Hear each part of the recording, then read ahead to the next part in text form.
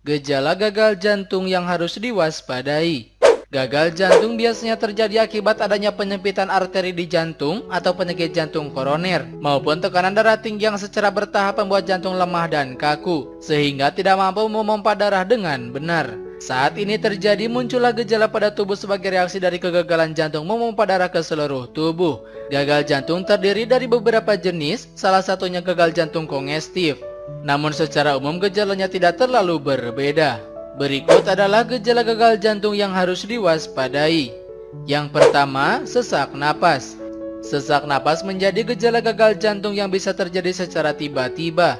Kondisi ini bisa terjadi saat beraktivitas maupun saat berbaring atau beristirahat.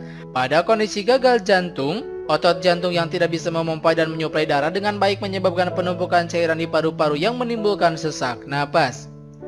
2. Batuk dan mengi terus-menerus.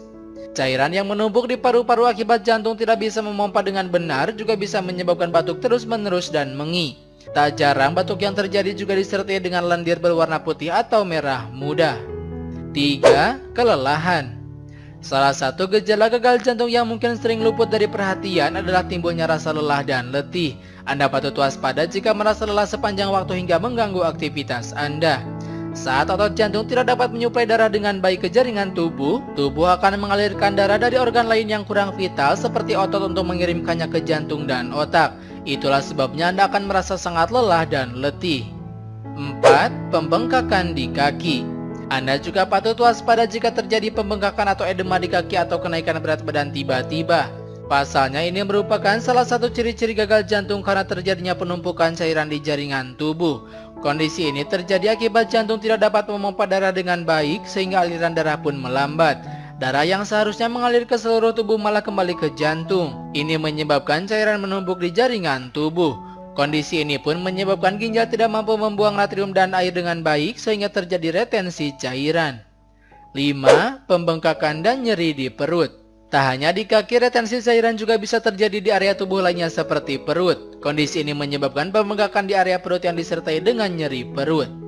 6. Kehilangan nafsu makan dan mual.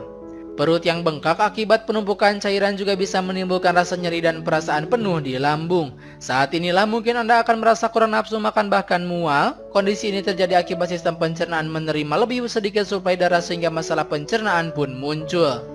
7. Peningkatan detak jantung.